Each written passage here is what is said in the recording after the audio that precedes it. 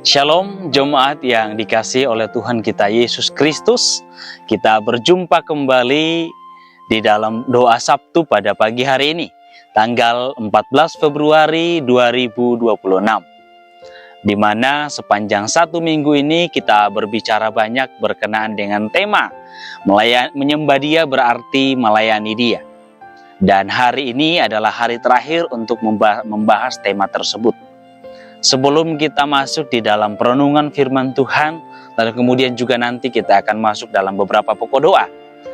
Sebelumnya mari kita datang kepada Tuhan dalam doa. Mari kita berdoa. Bapa yang baik, sungguh kami mengucap syukur ya Tuhan atas kasih dan pemeliharaan Tuhan yang tidak pernah meninggalkan kehidupan kami. Di mana kami boleh merasakan kasih pemeliharaan-Mu sepanjang satu minggu.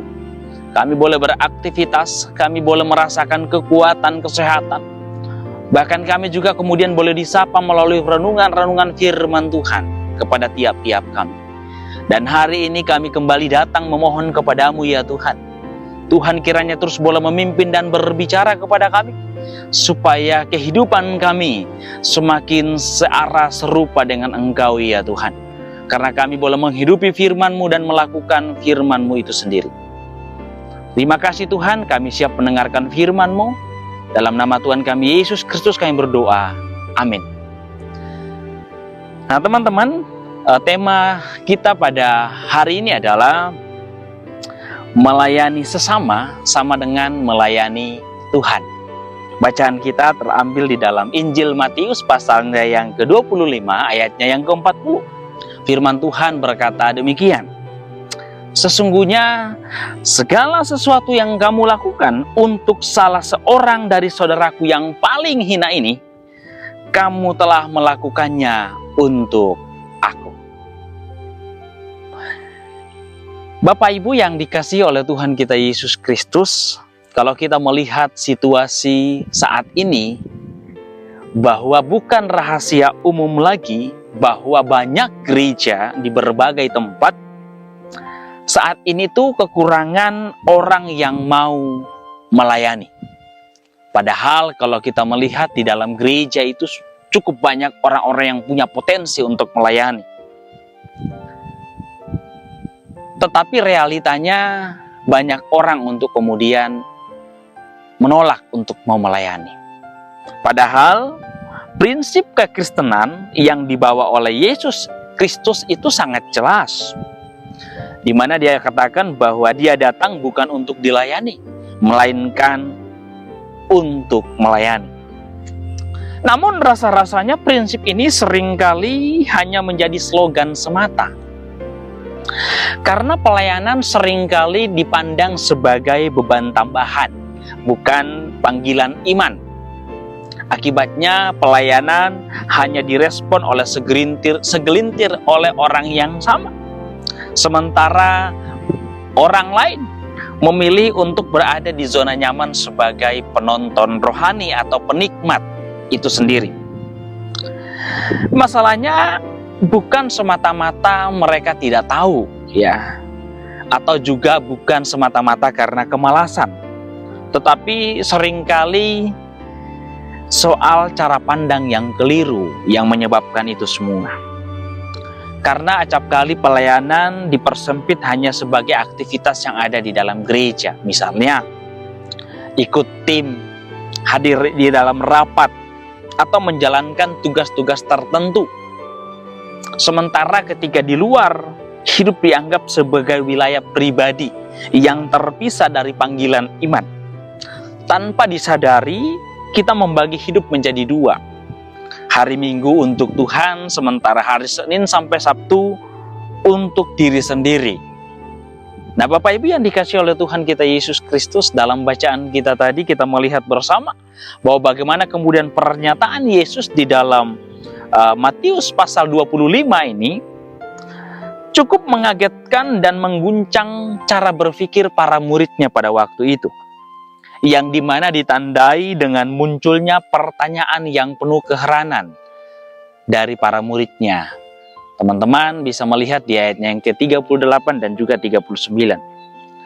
Karena ternyata selama ini para murid hanya memahami pelayanan secara sempit dan bersifat vertikal saja. Yang artinya di mana kalau melayani Tuhan hanya berarti melayani Yesus secara langsung.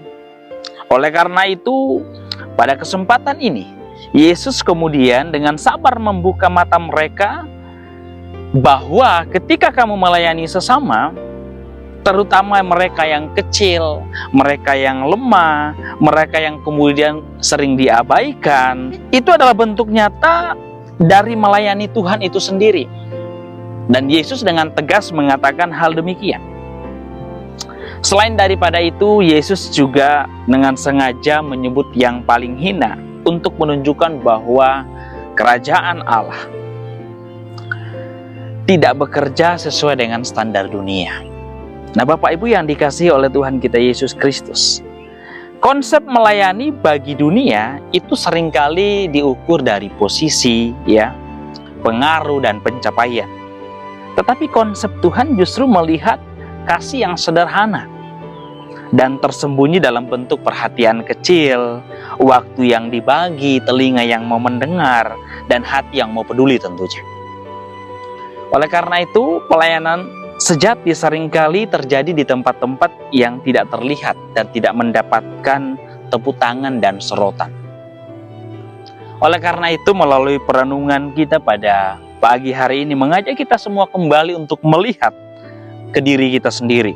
Apakah kita benar-benar tidak punya waktu untuk melayani Tuhan? Ataukah kita hanya belum melihat bahwa seluruh hidup kita itu adalah ladang pelayanan untuk melayani Tuhan? Karena seharusnya tidak ada ceritanya orang Kristen itu nganggur dalam melayani Tuhan. Jadi dimanapun dan dalam keadaan apapun kita selalu punya kesempatan untuk menghadirkan kasih Tuhan. Ketika kita melayani sesama dengan tulus, sesungguhnya kita sedang melayani Kristus di sana. Tuhan Yesus memberkati kita semua, selamat melayani dimanapun kita berada. Mari kita berdoa. Bapa yang baik, terima kasih untuk firman Tuhan pada pagi hari ini. Kembali mengingatkan kami bahwa sesungguhnya dimanapun kami berada, kami boleh melayani-Mu ya Tuhan. Tetapi acap kali kami selama ini membatasinya dengan sebuah konsep bahwa melayani Tuhan hanya di momen tertentu, di tempat tertentu, dalam situasi tertentu.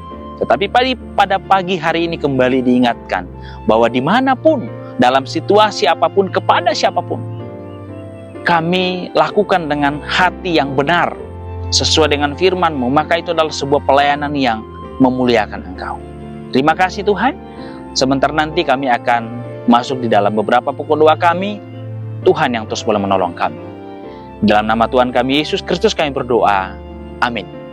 Bapak Ibu, setelah ini kita akan melihat beberapa pokok doa dan kita akan berdoa di sana. Selamat berdoa, Tuhan memberkati kita semua.